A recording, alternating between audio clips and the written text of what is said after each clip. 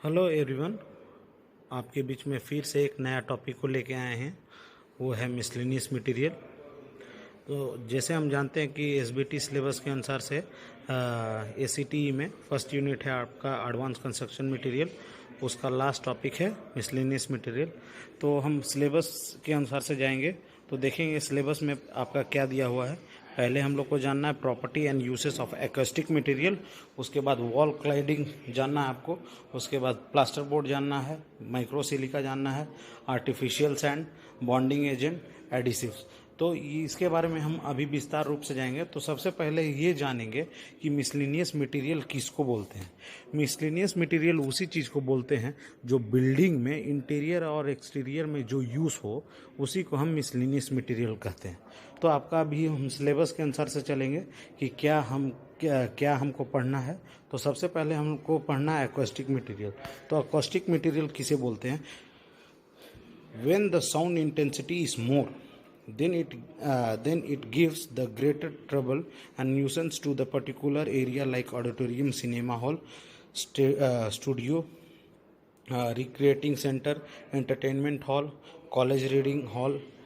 Hence it is very important to make that area or room to be a soundproof by using a suitable material called as acoustic material, and it is measured in decibel। जो acoustic material होता है, जहाँ हम देखते हैं कि जहाँ sound जो बहुत ज़्यादा प्रोड्यूस होता है, तो अगर मान लीजिए कि अगर ओपन में हम अगर खुला जगह पे हम अगर कुछ साउंड को रिलीज़ करते हैं या हम डीजे उजे बजाते हैं, तो वो बहुत आवाज़ को एको करता है और बहुत डिस्टेंस तक ट्रैवल करता है। तो इसलिए हमको अकॉस्टिक मटेरियल के बारे में जानना है कि अकॉस्टिक मटेरियल करता क्या है। तो अगर हम वही डीजे को अगर हम एक रूम में बजाएं, तो वो क्या करेगा कि हमको वो साउंड को एक साउंड से दूसरा साउंड में टकराएगा और हमको प्रॉपरली सुनाई नहीं देगा। तो इसीलिए वो प्रॉपर साउंड को कॉम्पैक्ट करने के लिए क्या करते हैं, और प्रॉपर साउंड को हम लोग को सुनने के लिए हम लोग क्या करते हैं कि अकॉस्टिक मटेरियल अपना हॉल में या थिएटर्स में या सेमिनार हॉल में या इंटरटेनमेंट हॉल में, रिक्रिएशन सेंटर में, ये सब हम मटेरियल जो अकॉस्टिक मटेरियल होता है उसको हम प्लेस करते हैं। और जो साउंड को हम लोग मेजर करते हैं उसको हम डेसिबल में लेते हैं, कितना मतलब कितना डेसिबल में साउंड है और कितना डेसिबल हमारे कान के लिए अच्छा है।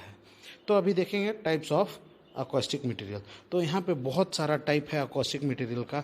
अकॉस्टिक प्लास्टर है, अकॉस्टिक टाइल्स है, उसके बाद है देखिए फाइब्रस प्लास्टर है, स्क्रू बोर्ड है, उसके बाद परफॉर्म्ड प्लाईवुड है, उसके बाद पल्प बोर्ड है, क्रॉक बोर्ड स्लैब है, हेयर फ्लिट्स है, कंप्रेस्ड फाइबर बोर्ड है, फोम ग्लास है, एस्बेस्टस सीमेंट बोर्ड है, थर्माकोल है, फोम प्लास्टिक है, चिप बोर्ड है, गैस्किट कोर सीट है, हेयर फ्लिट है और अकॉस्टिक फॉर्म है। तो हम यहाँ पे देखेंगे कि जिस तरह से आपको हम लास्ट क्लास में बताए थे, लास्ट वीडियो लेक्चर में बताए थे टिम्बर में डिफरेंट टाइप ऑफ टिम्बर में, तो उसमें बहुत टिम्बर ऐसा होता है जो अकॉस्टिक टिम्बर होता है, वो हम ऑडिटोरियम में या सेमिनार हॉल में लगाते हैं, क्योंकि वो अब साउंड को जो एक्स्ट्रा साउंड हो उसको ऑब्जर्व कर ले और साउंड को बाहर न जाने दे।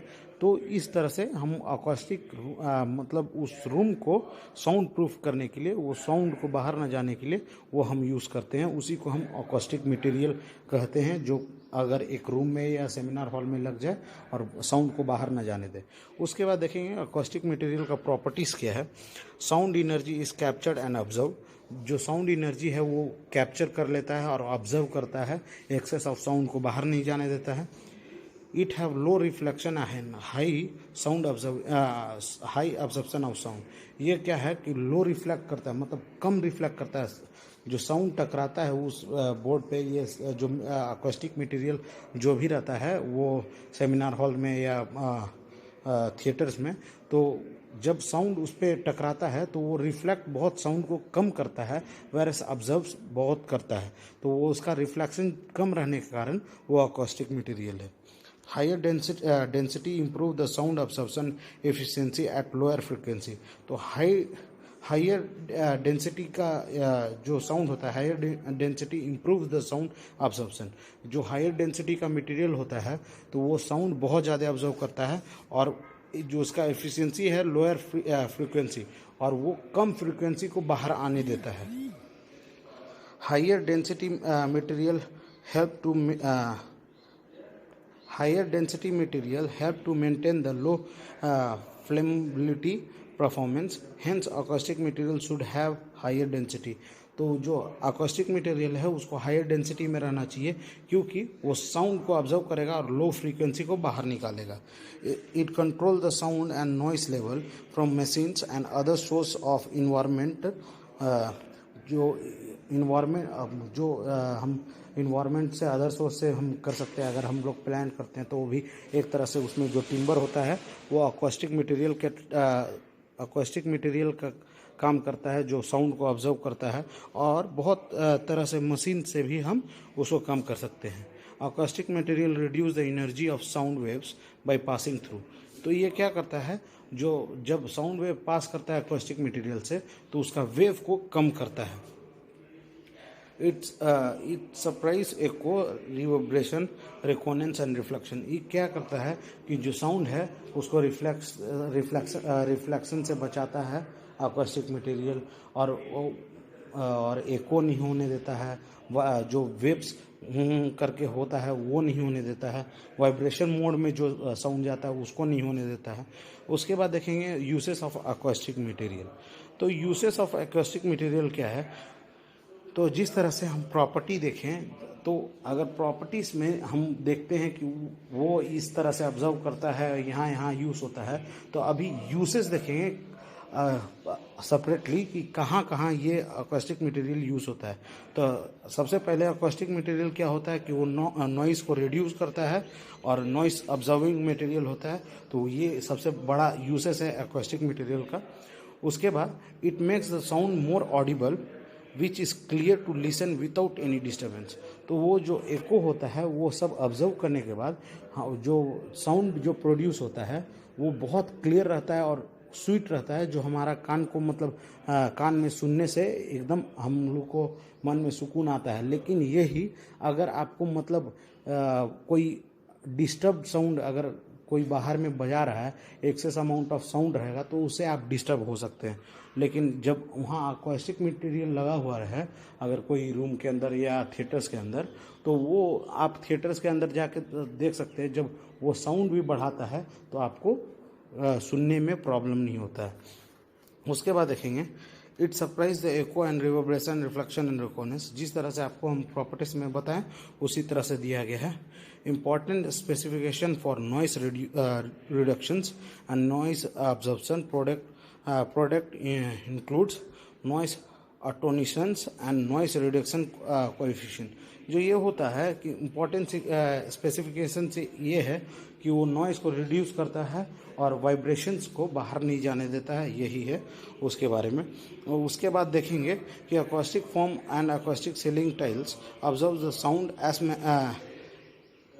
सो as to minimize echo and reverberation within room.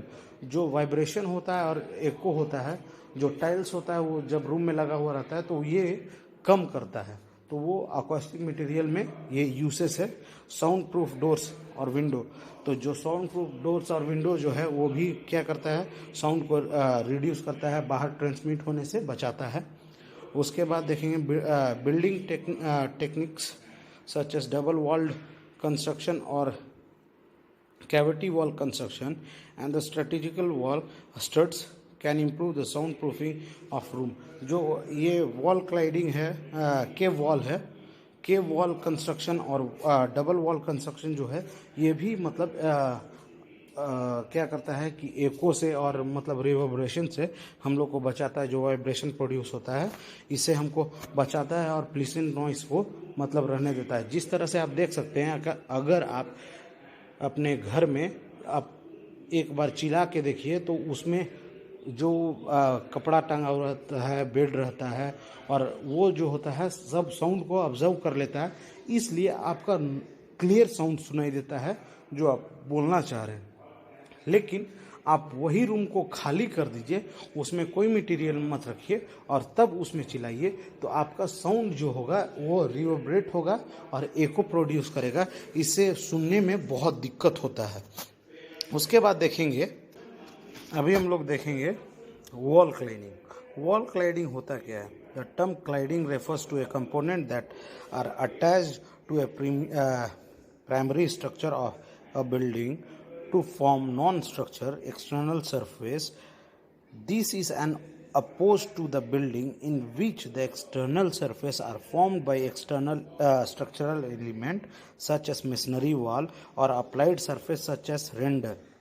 Wall cladding is a type of decorative covering intended to make the wall look like it is made up of different sort of material than it is actual is.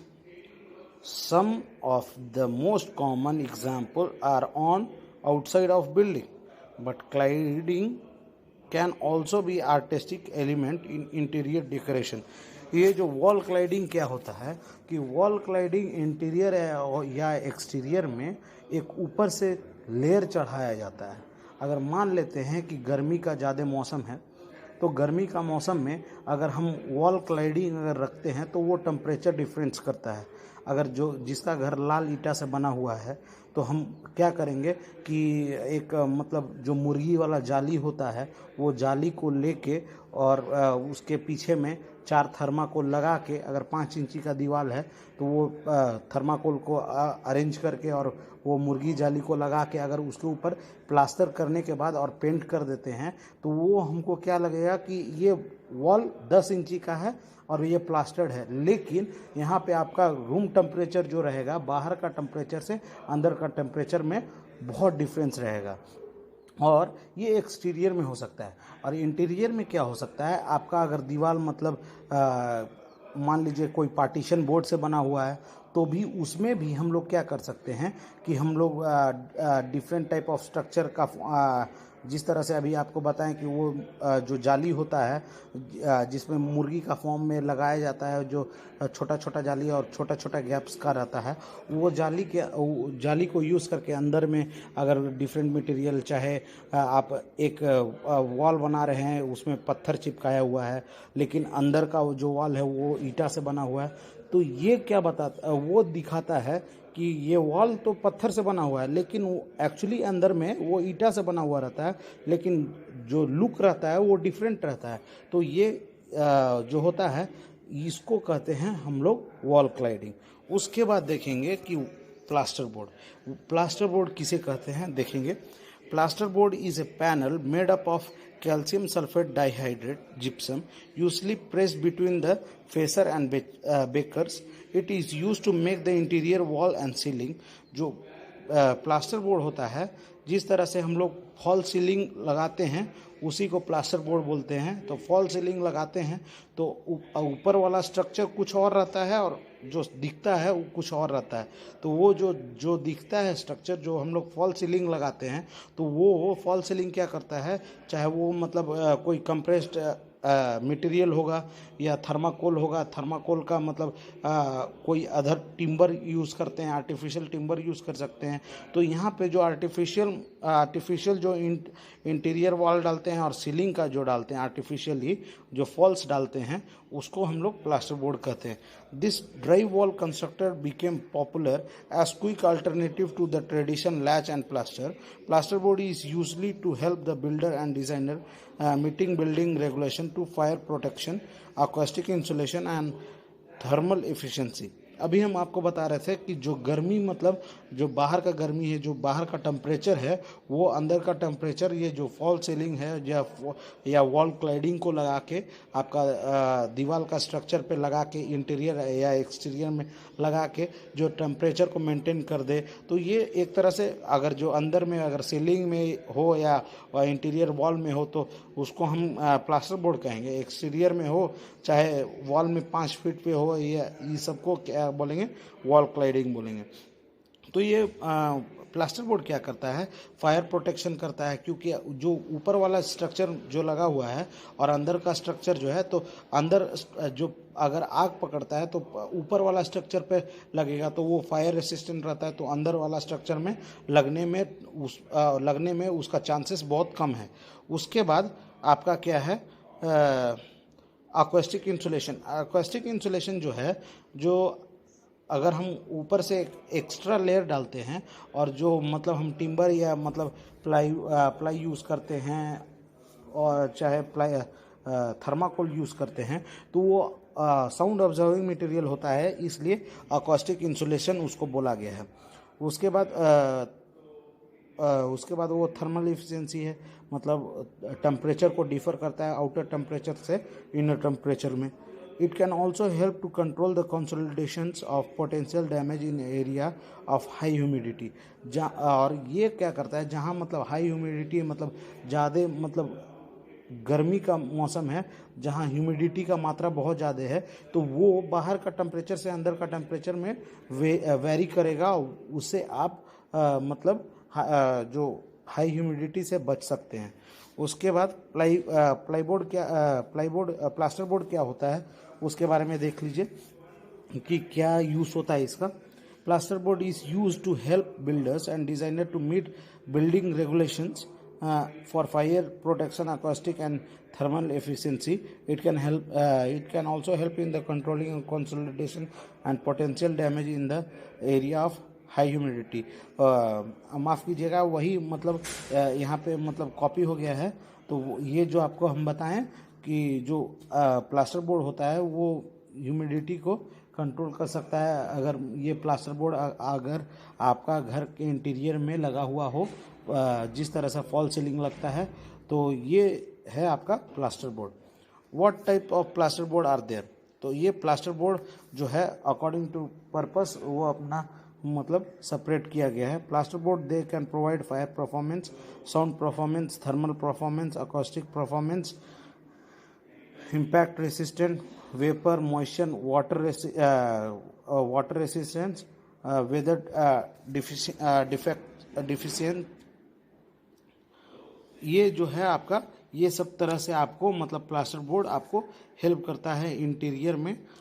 उसके बाद देखेंगे micro silica in concrete. Micro silica in concrete, जिस तरह से हम जानते हैं कि कंक्रीट में अगर एडिटिव कुछ मिल जाए तो उसका स्ट्रेंथ को गेन करने में बहुत आसान रहता है और अच्छा भी रहता है। तो इसका टाइप्स पढ़ेंगे, प्रॉपर्टीज़ पढ़ेंगे और प्रैक्टिकल एप्लीकेशंस कहाँ कहाँ यूज़ होता है उसके बारे में देखेंगे।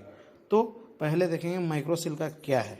Micro silica is a concrete improving its strength and durability as it provides more uniform distribution and great volume of hydration products and decrease the average size of pores in a cement paste.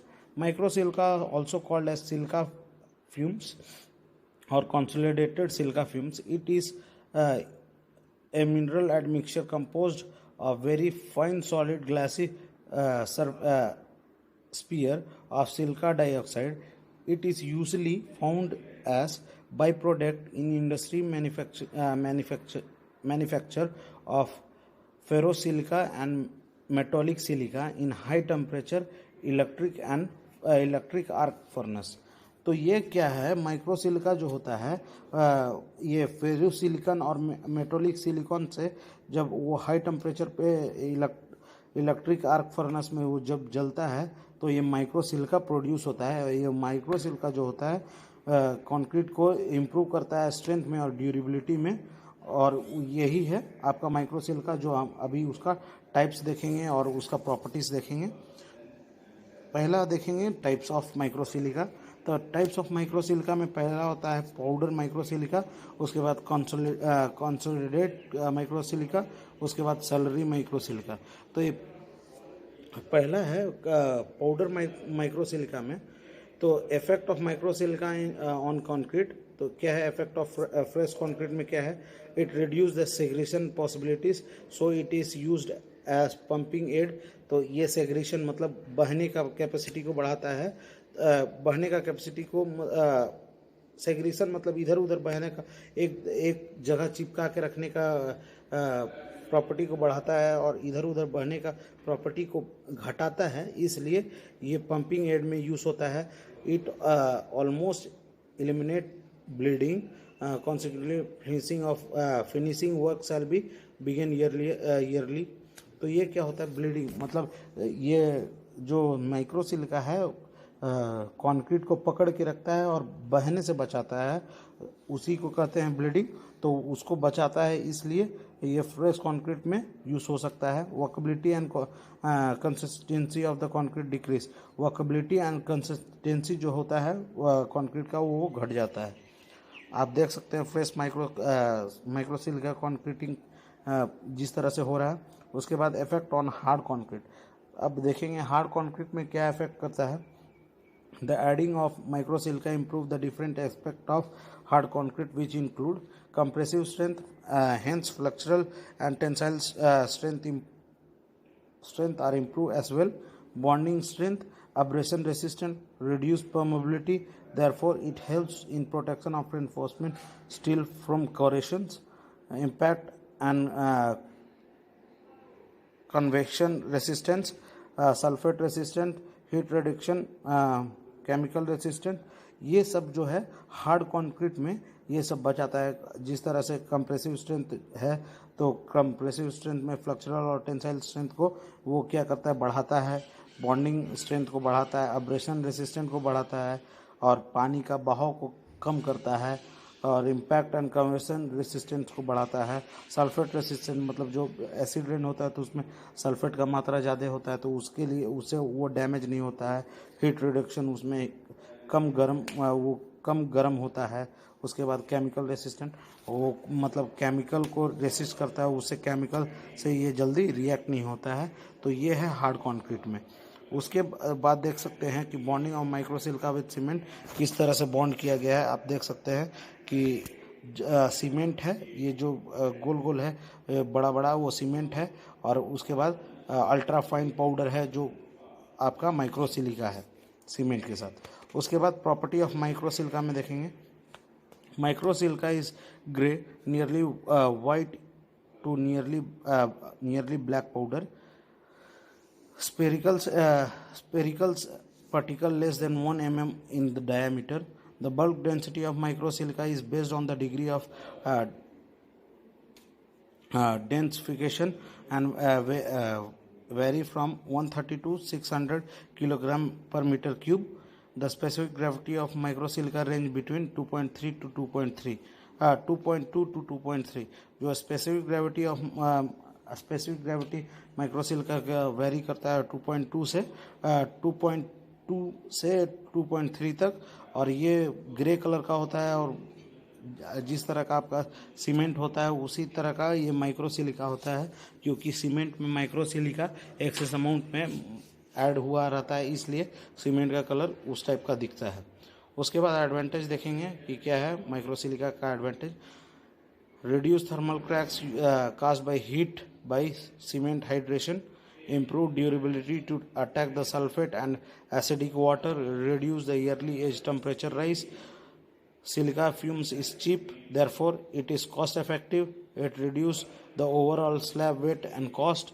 Addition of microsilica decrease the efflorescence due to refined pore surface and increase the consumption of calcium hydroxide. ये क्या करता है कि मतलब efflorescence से काई लगने से बचाता है। उसके बाद क्या करता है कि जो स्लैब का वेट है उसका कम करता है, और ये कॉस्ट इफेक्टिव रहता है। सिलिका फ्यूम चीप रहता है और वो जल्दी गर्म नहीं होता है।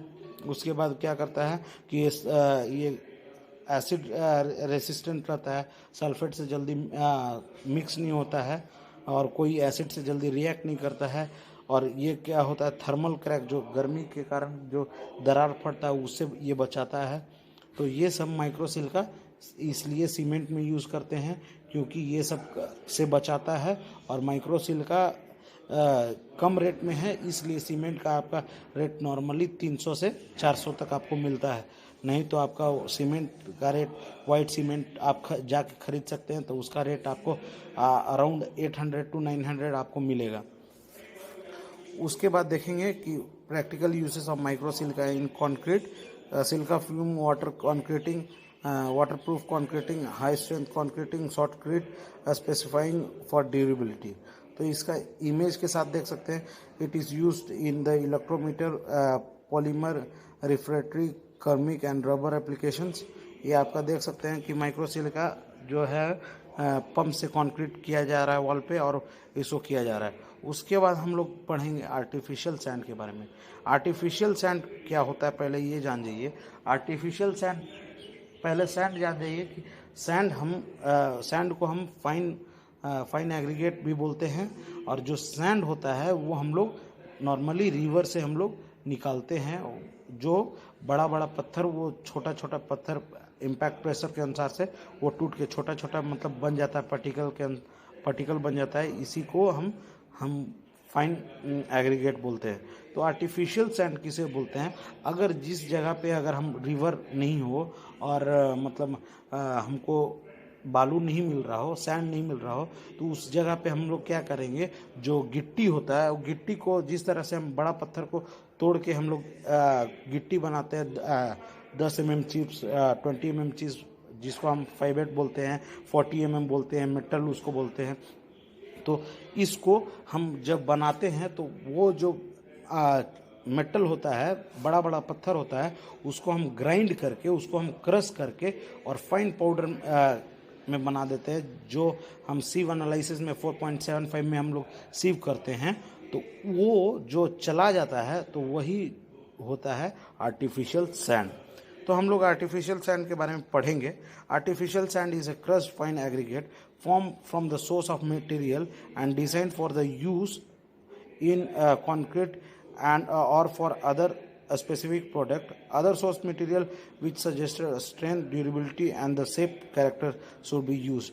जो उसका स्ट्रेंथ है, ड्यूरेबिलिटी है और शेप का कैरेक्टर है, वो बहुत मेंटेन करता है कि वो कितना मतलब कैसा चिपकेगा या मतलब उसका बॉन्डिंग किस तरह से होगा।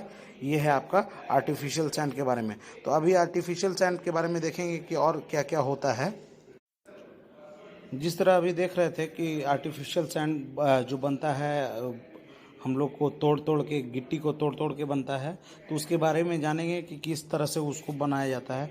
जिस तरह से हम बता रहे थे कि अभी ये आपका पॉइंट बाय पॉइंट लिखा गया है कि मतलब वो पहला है कि natural sand are weathered and worn out particles of rock and are of various grade size depending upon the counting of wears. वो कितना टकराव से मतलब कितना छोटा छोटा साइज में वो टूट के है वो सैंड, नेचुरल सैंड, उसके अनुसार से उसका साइज पे डिपेंड करता है। The main natural and the cheapest resource of sand is river. जो मतलब चीप और मेन रिसोर्स जो है वो रिवर है सैंड के लिए। Dams are constructed on every rivers, hence this resource are erasing very fast. Nowadays good sand is not readily available. It should be transported from long distance. Those resources are also existing very rapidly. वो क्या हो रहा है कि मतलब जो जहाँ से हमको सैंड मिलता था वो तो अब इतना यूज़ हो रहा है सैंड का, तो उसका एक अल्टरनेटिव खोजना ही है। क्योंकि अगर मान लीजिए कि जो एरिया में हम रह रहे हैं वहाँ पे अगर कोई रिवर नहीं है, तो हमको सैंड मंगवाने के लिए लॉन्ग डिस्टेंस से तो उसका कॉस्ट बढ़ जाएगा। तो उसके बाद देखेंगे so it is a need of the time to find some suitable to a natural river sand substitute to a natural river sand. The artificial sand product by a proper machine can be better substitute to a river sand. The sand should be sharp, clean and coarse.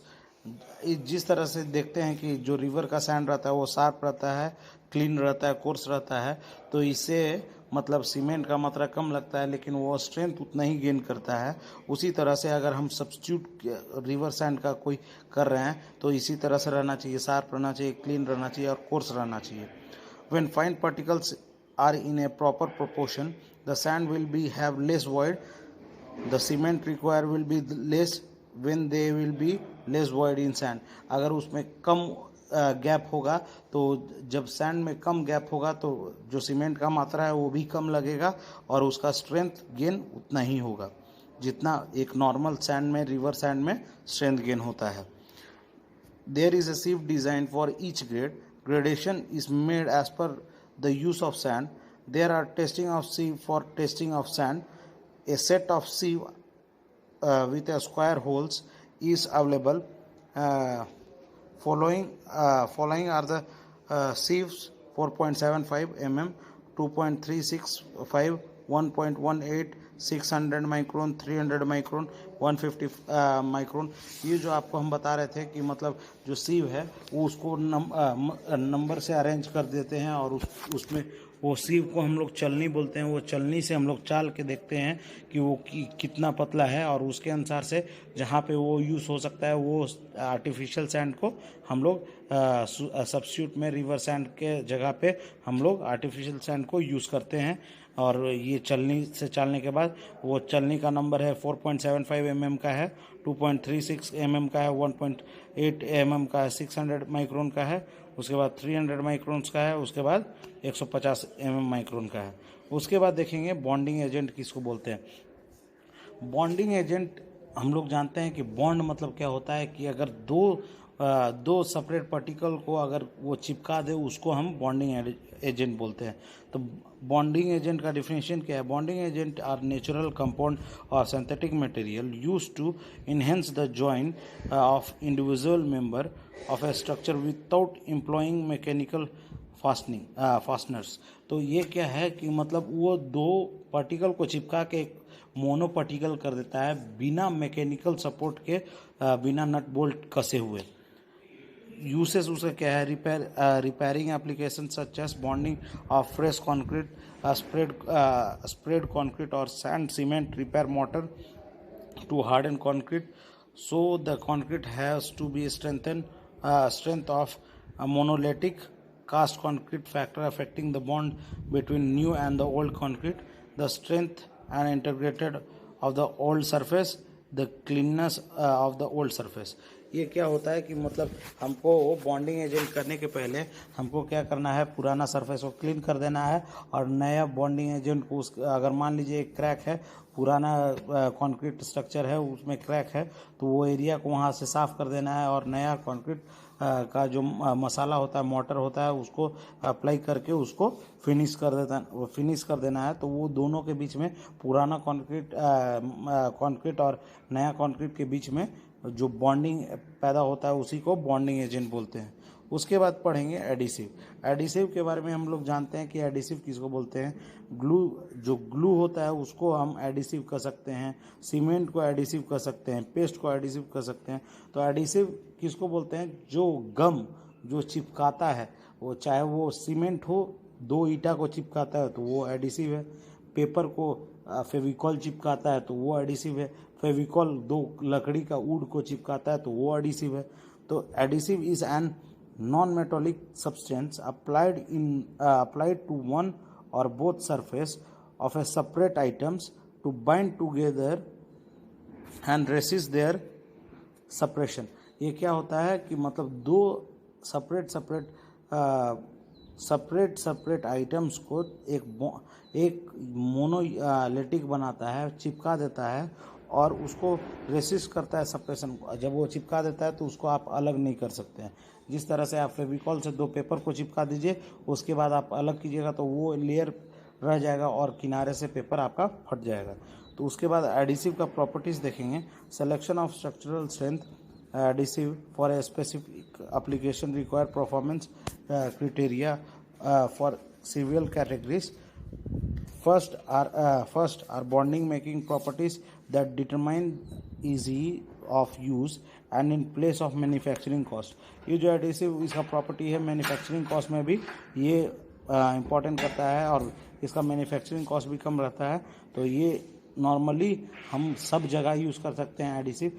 जिस तरह day to day life में हम लोग देखते हैं कि glue use होता है, कि अगर मान लीजिए कि आप कॉलेज में पढ़ रहे हैं तो आपको नोटबुक चिपकाने के लिए हो गया, तो वो दो अलग अलग सेपरेट हो जाता है। एक जो मोनोलिटिक रहता है उसको अगर वो दो अलग अलग आइटम्स में हो गया तो उसको हम चिपका के एक सिंगल मोनोलिटिक आइटम बना देते हैं, उसको हम एडिसिव कहते हैं। तो degree of surface penetration is necessary, तो जहाँ पे वो लगा हुआ है तो उसका पिनेट्रेशन नेसेसरी है और वो एकदम क्लीन रहना चाहिए और तभी वो चिपकने में मजबूती प्रोड्यूस करता है। टाइम ऑफ हैंडलिंग स्ट्रेंथ, और उसको चिपका के उसको पकड़े रहना है कि वो एक दूसरे से अच्छा से चिपक जाए। क्यूर कंडीशन ऑफ हीट और room temperature, the degree of pressure and fixturing to the maintain the pressure. तो वो क्या करते हैं कि मतलब वो जो कंडीशन रहता है वहाँ पे कि जब तक चिपक ना जाए तब तक पकड़े रहेंगे, या कहीं मतलब उसको चिपका के वैसे ही रख देंगे, क्योंकि वो जब रूम टेम्परेचर पे वो जब सूखेगा तो वो उसको पकड़ लेगा। Viscosity for a pump and staying in a place after application. Plastic and thixotropic quality are desirable so that the adhesive thin during the saring action of delivering and thickening in the place without feather saring। तो ये क्या है कि मतलब जब उसको time देते हैं तो वो चिपकने में एक टाइम लेता है, उस टाइम के बाद उसको हटाना चाहिएगा तो आप नहीं हटा सकते हैं। Applications with automated bulk system और hand helded applicators to meet varying products requirement. तो ये एडिसिव जो है उसका वो प्रॉपर्टी बल्क सिस्टम को भी चिपका सकता है, और मतलब जो आपको पकड़ सकते हैं या मशीन से उसको दबा सकते हैं, वो मतलब वो प्रोडक्शन रिक्वायर करता है कि मतलब किस तरह का मतलब वो प्रोडक्ट को बनाए और क्या चिपकाना है। तो प्रोडक्शन पे डिपेंड होता है कि अगर मान लीजिए कि हमको एक नॉर्मल पेपर चिपकाना है तो हम गम यूज़ कर सकते हैं, या लकड़ी चिपकाना है तो हम फेविकॉल यूज़ कर सकते हैं, या दूसरा चीज़ को चिपकाना है तो हम फेविक्विक यूज़ कर सकते हैं। तो अकॉर्डिंग टू देयर पर्पस वो डिफरेंट ग्लूस को, एडिसिव को हम लोग यूज़ कर सकते हैं। अब देखेंगे कि एडिसिव मतलब यूज़ क्या क्या यूज़ कहाँ यूज़ होता है और क्या क्या यूज़ में आता है। Adhesive any substance that is capable to hold material together in a functional manner by surface attached to the resin separation. Adhesive are generally in terms including cement, glue, paste, terms that are often used interchangeable for any organic material that form adhesive bond. ये जो होता है cement हो गया, paste हो गया और glue हो गया, मुस्क्लेनेज हो गया, सीमेंट हो गया, ये जो है कि एडिसिव में आता है, क्योंकि वो दो सेपरेट आइटम्स को एक चिपका के एक मोनोलिटिक आइटम बनाता है, इसलिए इसको एडिसिव कहते हैं।